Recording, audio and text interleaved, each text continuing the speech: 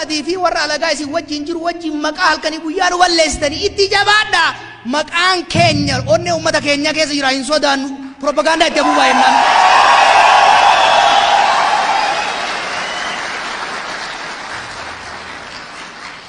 Warra Oromoo jibbu Oromiyaa diigee Itoophiyaa lumutti ijaaru wajjin qubee walitti kaayatanii nutti jirtanii gaa'ila gaarii isin haa godhu itti jabaadha jennaan.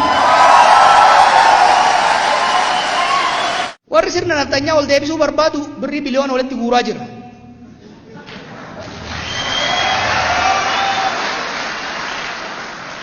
Kaadree ofii ittiin haasofsobdu malee qabsaa'ota Oromoo chirichaaroon hin bitattu kana siniif hin mirkaneessa jechuudha.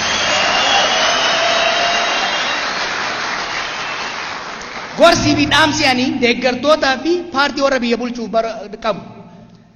Qabeenya guddaa qabdan.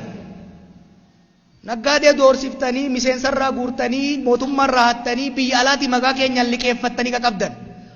San isiniif rabbitti wal gaafata qabeenya qabdaniin hanga dandeessan nama bitadha rakkoo irraa hin qabnu.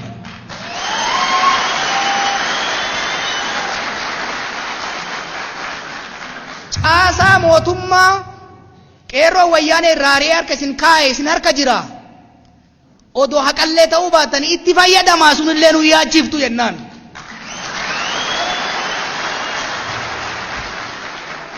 Miidiyaa mootummaatii fi warra alagaa isin wajjin jiru wajjin maqaa halkanii guyyaa walleessitanii itti jabaadha. Maqaan keenya onnee uummata keenya keessa jira hin sodaannu. Propagaandaa itti bu'aa jennaan.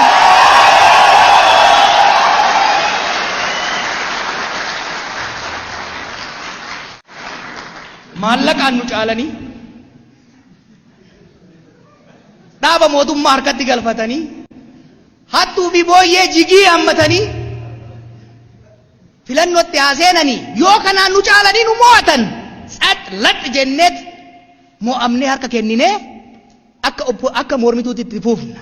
Wanni hin fudhatamne garuu wanni hin fudhatamne mootummaa harkaa qabna jedhanii miseensota keenya hidhuun aangoo harkaa qabna jedhanii hogganoota keenya ajjeesuuf doorsisuun waajjiroota keenya banuun never kun fudhataman qabuu jennaan.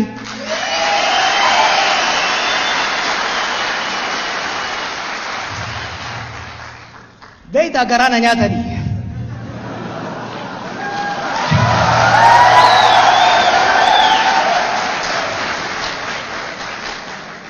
Mee waaqa isin uume sodaadha.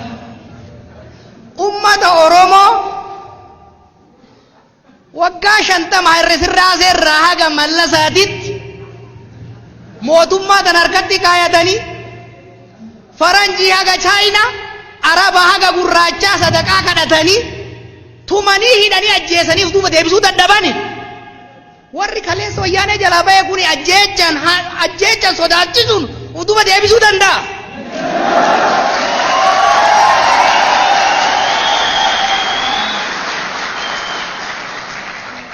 Waan tokkoon sodaatina. Never doubt ummata Oromoo. Ummata Oromoo dhibbaa itti amanan. Ummata dhugaa qabu akka ta'e. Ummata tokkummaa cimaa qabu akka ta'e. Shufuroon gandaaf amantiin fiffiidu. Gabaan Oromoo isinitti himu.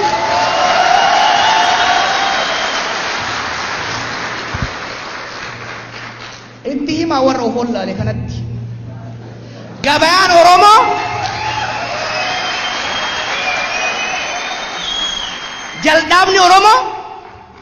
jal'aabni Oromiyaa liishoon isaa dhiiga qabsaa'otaatiin tolfame. Girgiddaan isaa muyni isaa lafee goototaatiin dhaabame. Abadan jumlaa malee chirichaaroo hin bitatu kana itti himaa.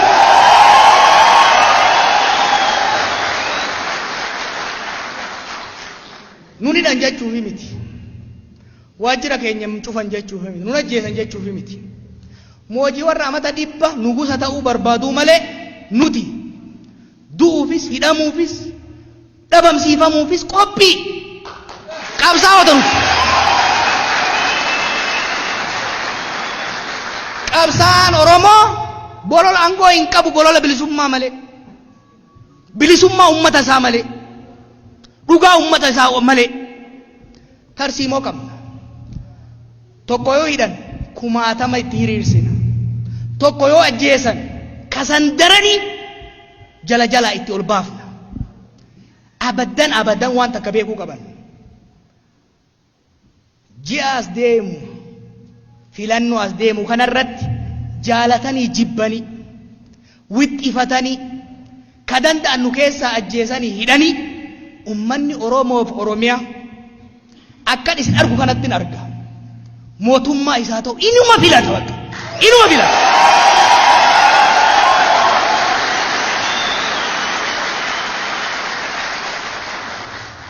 kanammoo dhaatu dingoonu beeytu wal beeyna bar wal beeyna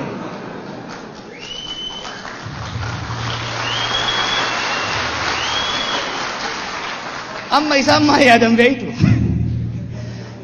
miseensa miliyoona 7 qabnaa jedhan 70 kenna caala onneef dhugaa qaba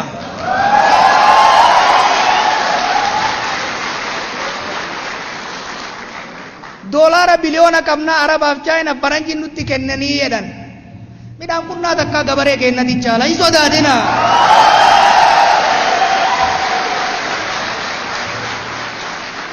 waggaa lamaan biyya kana galle kana jala deddeemnee waggaa siree jalatti qabnu ciraan siree birallee jaaraa turre beeki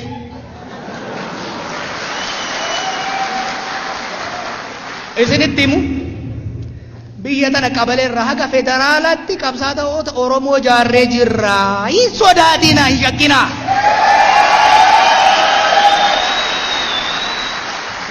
nama 500,000 hidhuudhaaf qophii qabnaa jedhan yoo manni hidhaa ga'eef olsiisaa jennaan miliyoona 15tti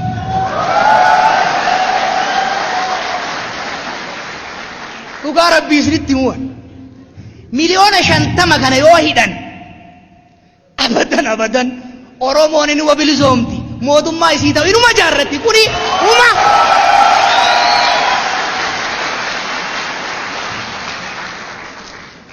wanni an dhaamu isinitti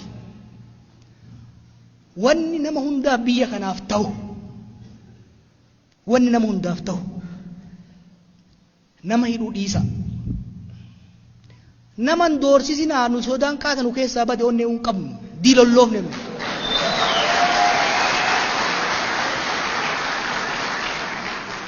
ajjeesuuf illee rakkitina ummanni kun akka cirrachaati hin dhumu jala jala wal horaa jira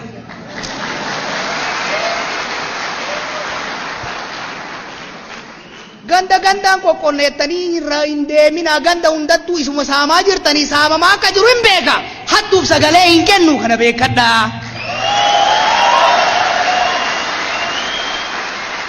wanni nu hundittuuf qopheessuu qabnu homaa akkanuma wixwixi jetti malee filannoon hin godhama filannoo kanarratti wal falmina wal dorgomna Oromiyaattis Itoophiyaattis mootummaan hin filama filannaan godhamu wama lama Oromiyaa keessatti warra Oromummaatti amanu ummata Oromoo abdatu waan keessa dabarre beekuu fi gatii itti godhu gara tokko warra ummata kabajaan qabne qawwee wayyaanee baay'ee irraa fudhattee caccabaas dhiifteef kana abdatu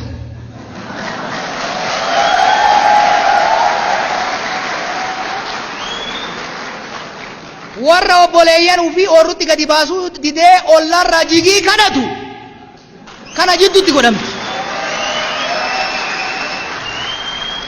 sadarkaa Itoophiyaatti warra sabaaf sablammoonni wal qixxummaadhaan qe'ee rabbi isaanii kenne irratti ka qabsoof aarsaa guddaadhaan deebisanii ijaaratan irratti Oromoon Oromiyaa irratti Somaaleen Somaalii irratti Affaar irratti Sidaamni Sidaama irratti Amaarri Amaara irratti mootummaa isaa ta'u filate seera isaa ta'u tumate imaammata aftarsiimoo isaa ta'u bocate guututti total full self rule akka naannootti tokko sadarkaa federaalaatti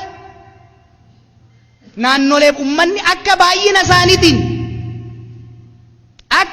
isaaniitiin akka gumaata diinagdeetiin aangoof diinagdee sadarkaa federaalaa qooda isaaniin godhu qoodatanii Itoophiyaa eenyummaa garee tokkoo qofa osoo hin ta'in sabaaf sablammootaa calaqqiftu ka akka tokko awwaaltee ka biraa ol calaqqiftu osoo hin ta'in kan hunda fakkaattu ni jaarranna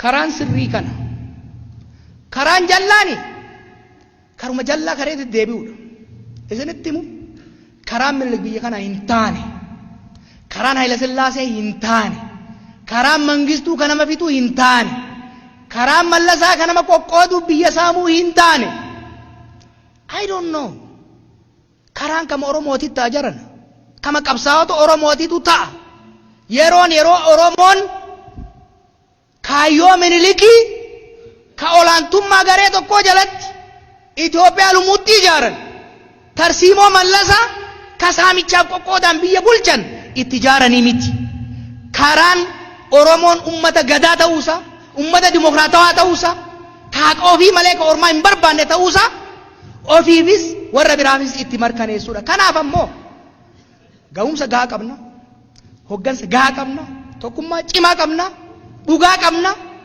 ummanni keenya nu bira jira rabbis nu gargaara hin shakkinu filannoof qophaayaa waan ani isinitti himu jarri amma maal barbaaddi isin tuttuytee jeequmsatti isin seensisuu barbaaddi hin godhina hiriira baafataa jirtini haa baafattu hin jeeqina isinu firii shan argattiisan salfii haa godhattu inuutti dabala harka dhayaaf rakkoon qabdu isinitti hime nuyi mirga keenya hin tuqinaa jenne malee mirga namaa tuquu hin barbaannu hin tuqinaa isaan gaafa keenya immoo tuquuf itti hin dhiifnu kanaaf walitti deemnee bal'inaan mari'annaa waan tokko hin shakkinaa xurreen irra jiru xurree dhugaati xurree dhiigaan dhufti dhara keessaa of keessaa hin qabnu kaayyoon keenya xaliila ifa tartiimoon keenya ni mo'ata tokkummaa keenya cimsanne murannoon gara fuulduraa deemnu isin jaa warra sabbataa galatooma isin jaaladha. Fi warra alagaa isin wajjin jiru wajjin maqaa halkanii guyyaa nu balleessitanii itti jabaadha maqaan keenya onnee uummata keenya keessa jira hin sodaannu propagaandaa itti abuubaa jennaan.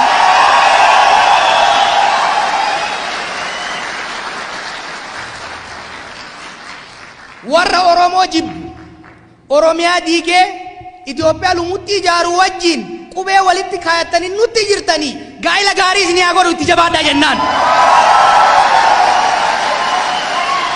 Warri sirna naftanyaa ol deebisuu barbaadu birrii biliyoona walitti guuraa jira.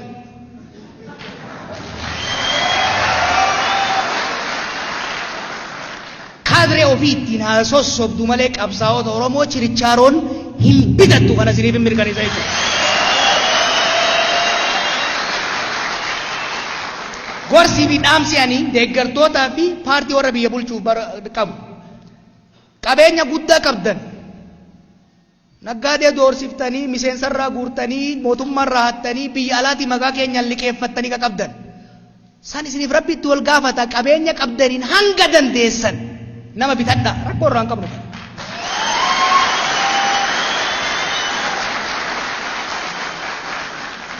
Caasaa mootummaa qeerroo wayyaanee irraa ari'ee harka isin kaa'e isin harka jira odoo haqallee ta'uu baatanii itti fayyadamaa sunillee nu yaachiftu jennaan.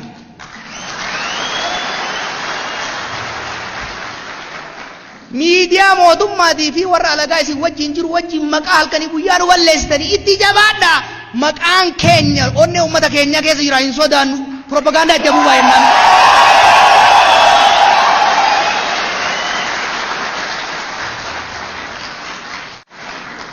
Maallaqaan nu caalanii dhaaba mootummaa harkatti galfatanii hattuu fi booyyee jigii hammatanii filannootti haaseenanii yoo kanaan nu caalanii nu mo'atan xax lax jenneet mo'amnee harka kenninee akka mormituutti itti fuufna wanni hin fudhatamne garuu wanni hin fudhatamne mootummaa harkaa qabna jedhanii miseensota keenya hidhuun aangoo harkaa qabna jedhanii hogganoota keenya ajjeesuuf doorsisuun waajjiroota keenya banuun never kun fudhataman qabu jennaan.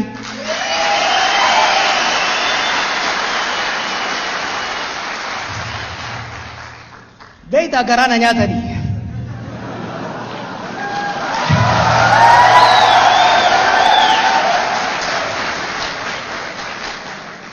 Mee waaqa isin uume sodaadha.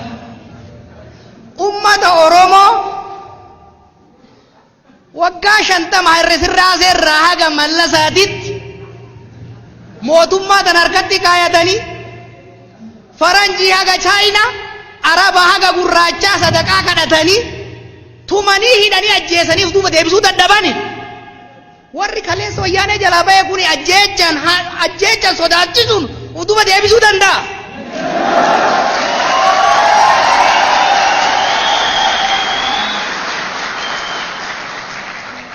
Waan tokkoon sodaatina. Never doubt ummata Oromoo. Ummata Oromoo dhibbaa itti amanan. Ummata dhugaa qabu akka ta'e. Ummata tokkummaa cimaa qabu akka ta'e. Shufuroon gandaaf amantiin fiffiidu. Gabaan Oromoo isinitti himu.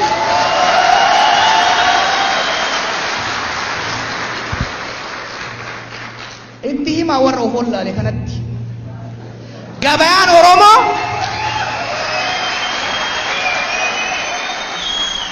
jal'aabni Oromiyaa liishoon isaa dhiiga qabsaa'otaatiin tolfame.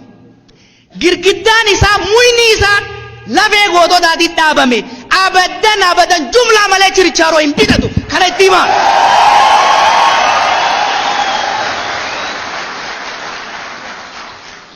Nuni dhan jechuufi miti.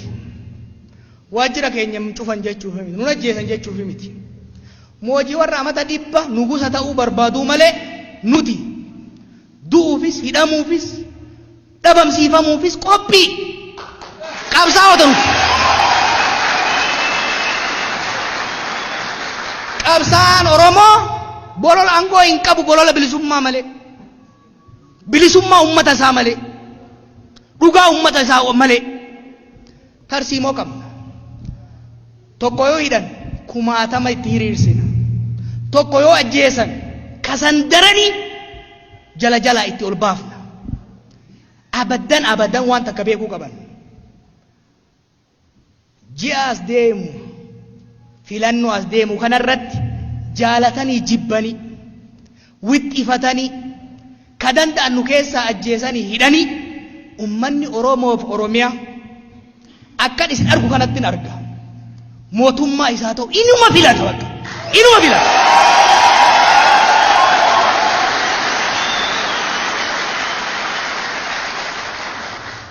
Kanammoo dhaatu dingoonu beeytu.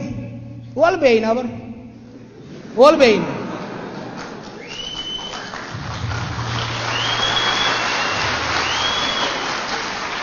Amma isaan maal yaadan beeytu. Miseensa miliyoona 7 qabnaa jedhan. 70 kenna caalaa onneef dhugaa qaba.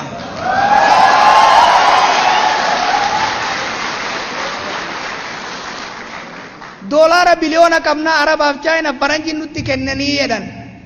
Midhaan qunnaa takka gabaree kennati caalaa hin sodaatina.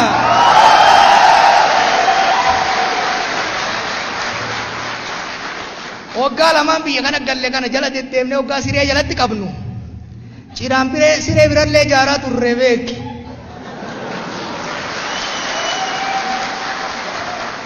Isinitti himu biyya tana qabaleerraa haga federaalaatti qabsaa'ota Oromoo jaarree jirra. Hin sodaatina, hin shakkina.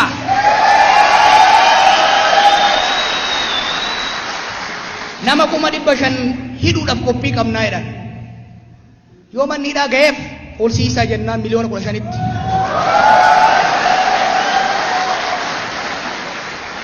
Dhugaa rabbii isinitti himu. Miliyoona 50 kana yoo hidhan abadan Oromoon inni wabilisoomti. Mootummaa isii ta'u inuma jaarratti kuni uma.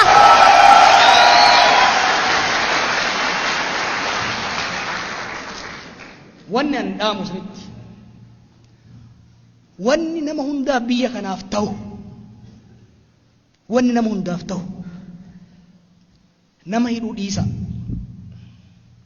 Naman doorsisinaa nu sodaan kaatanu keessaa bade onnee hin qabnu. Diilolloofne nu.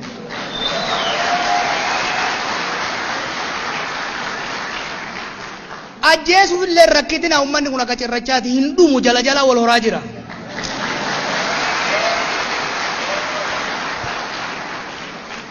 Gandaan qoqqonneettanii hin deemina ganda hundattuu isuma saamaa jirtanii saamamaa akka jiru hin beeka. Hattuuf sagalee hin kennu kana beekadhaa. wanni nu hundi tuuf qopheessuu qabnu.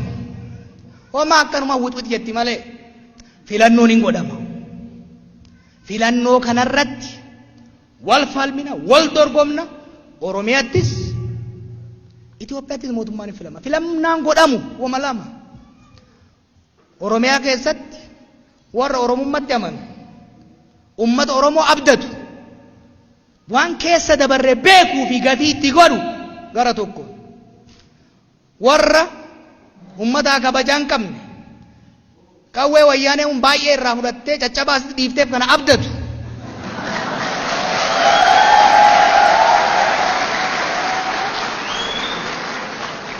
Warra obboleeyyan ofii oorrutti gadi baasuu didee ollarraa jigii kadhatu kana jidduutti godhamti.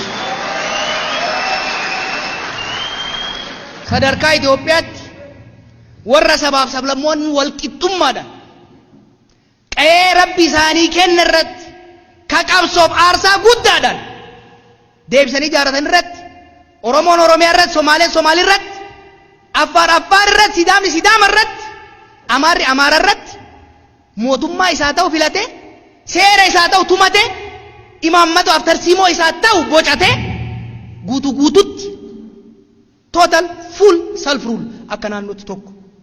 Sadarkaa federaalaatti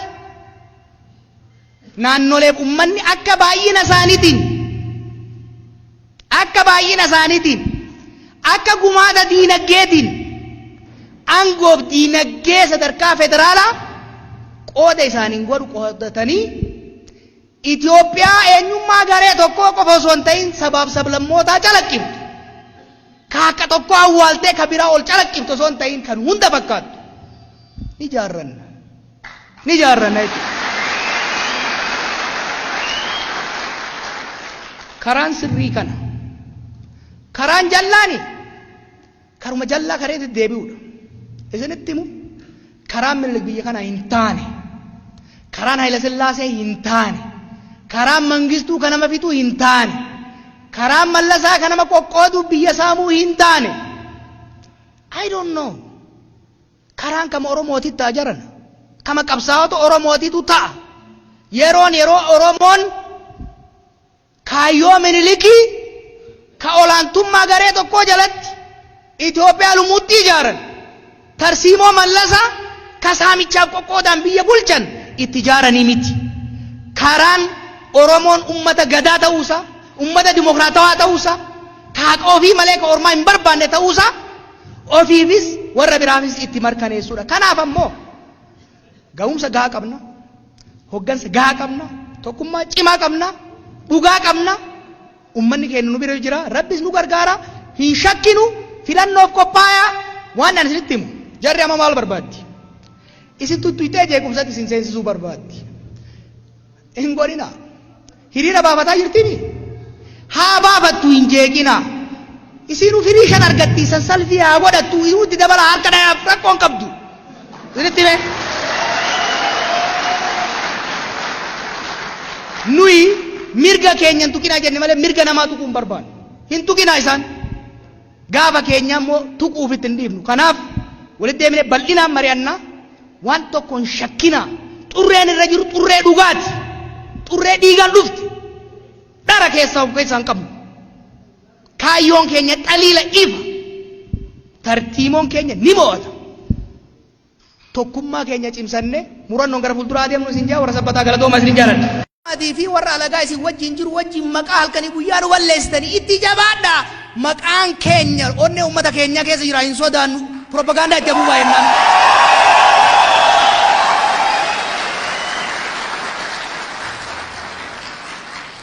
Warra Oromoo jibbu Oromiyaa diigee Itoophiyaa lumuutti ijaaru wajjin qubee walitti kaayattanii nutti jirtanii gaa'ila gaarii isin haa godhu itti jabaadhaa jennaan. Warri sirna naftanyaa ol deebisuu barbaadu birrii biliyoona walitti guuraa jira.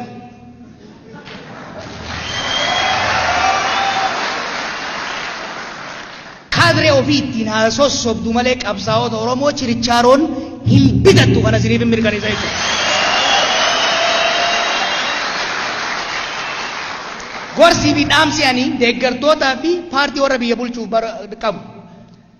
Qabeenya guddaa qabdan, naggaadee doorsiftanii miseensarraa guurtanii mootummaarraa hattanii biyya alaati maqaa keenyaan liqeeffattanii qabdan san isiniif rabbitti wal gaafata qabeenya qabdaniin hanga dandeessan nama bitadha rakkoo irraa hin qabnu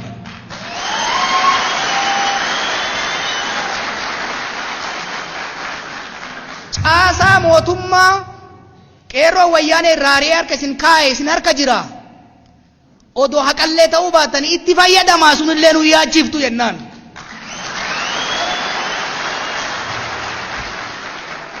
miidiyaa mootummaatii fi warra alagaa isin wajjin jiru wajjin maqaa halkanii guyyaa nu balleessitanii itti jabaadha maqaan keenya onnee ummata keenya keessa jira hin sodaannu propagaandaa itti abubaa jennaan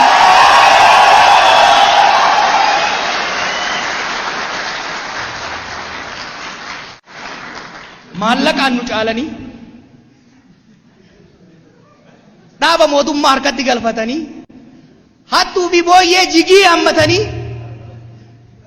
filannootti haaseenanii yoo kanaan nu caalanii nu mo'atan xax lax jenneet mo'amnee harka kenninee akka mormituutti itti fuufna wanni hin fudhatamne garuu wanni hin fudhatamne mootummaa harkaa qabna jedhanii miseensota keenya hidhuun aangoo harkaa qabna jedhanii hogganoota keenya ajjeesuuf doorsisuun waajjiroota keenya banuun never kun fudhatama hin qabu jennaan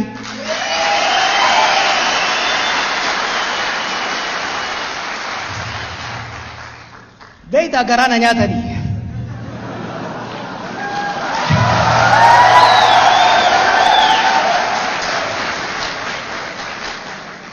mee waaqa isin uume sodaadha ummata oromoo waggaa 50 hir'isirraa irraa haga mallasaatitti mootummaa tan harkatti kaayatanii faranjii haga chaayinaa araba haga gurraachaa sadaqaa kadhatanii tumanii hidhanii ajjeesaniif duuba deebisuu dadhabani warri kaleessa wayyaanee jalaa ba'e kun ajjeechan sodaachisuun duuba deebisuu danda'a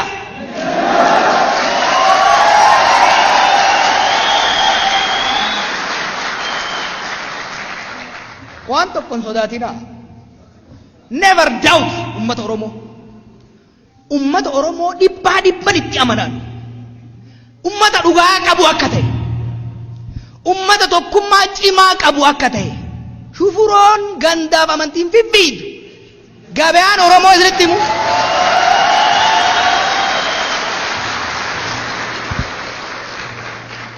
itti himaa warra of wallaale kanatti gabaan oromoo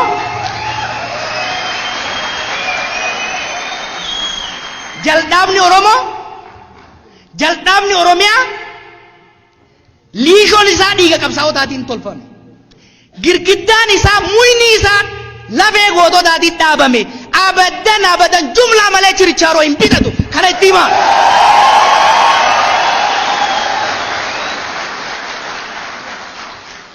nunidhan jechuufi miti waajjira keenya cufan jechuufi miti nun ajjeesan jechuufi miti moojii warra amata dhibba nugusa ta'uu barbaaduu malee nuti du'uufis hidhamuufis dhabamsiifamuufis qophii qabsaa'ota nuti qabsaan oromoo bolola aangoo hin qabu bolola bilisummaa malee bilisummaa ummata isaa malee dhugaa ummata isaa malee tarsiimoo qabna tokko yoo hidhan kumaatama itti hiriirsina tokko yoo ajjeesan kasan daranii jala itti ol baafna abadan waan takka beekuu qaban ji'a as deemu filannoo as deemu kanarratti jaalatanii jibbanii wixxifatanii ka danda'an nu keessaa ajjeesanii hidhanii ummanni oromoof oromiyaa akkan isin argu kanatti arga mootummaa isaa ta'u inuma filata bakka inuma filata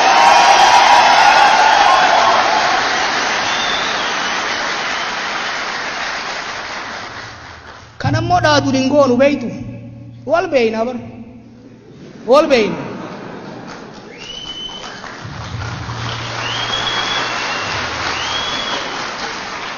amma isaan maal yaadan beeytu miseensa miliyoona 7 qabnaa jedhan torbaatama kenna caala onneef dhugaa qaba.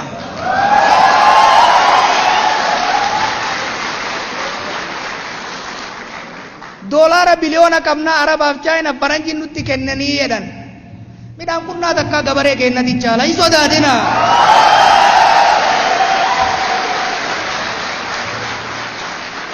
Waggaa lamaan biyya kana galle kana jala deddeemnee waggaa siree jalatti qabnu. Ciraan siree birallee ijaaraa turre beeki.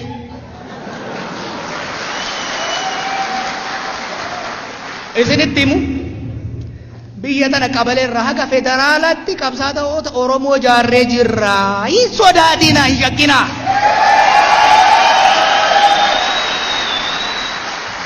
Nama 500,000 hidhuudhaaf qophii qabnaa jedhan. Yoo manniidhaa ga'eef ol siisaa jennaan miliyoona 15tti.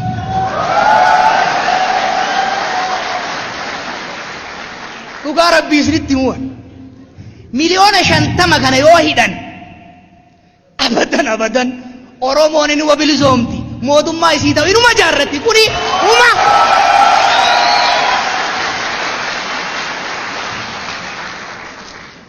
wanni an dhaamu isinitti wanni nama hundaaf biyya kanaaf ta'u wanni nama hundaaf ta'u nama hidhuu dhiisa. Naman doorsisinaa nu sodaan kaatanu keessaa bade onnee hin qabnu diilolloofne nu.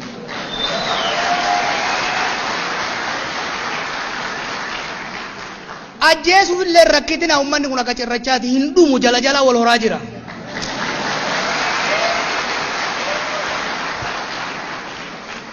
Gandaan qoqqonneettanii hin deemina ganda hundattuu isuma saamaa jirtanii saamamaa akka jiru hin beeka hattuuf sagalee hin kennu kana beekadhaa.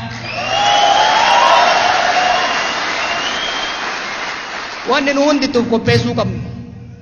Homaa akkanuma wixwixi jetti malee filannoon hin godhama. Filannoo kanarratti wal falmina, wal dorgomna. Oromiyaattis Itoophiyaattis mootummaan hin filama. Filannaan godhamu wama lama. Oromiyaa keessatti warra Oromummaatti amanu ummata Oromoo abdatu waan keessa dabarre beekuu fi gatii itti godhu gara tokko. Warra ummata kabajaan qabne qawwee wayyaanee baay'ee irraa fudhattee caccabaas dhiifteef kana abdatu.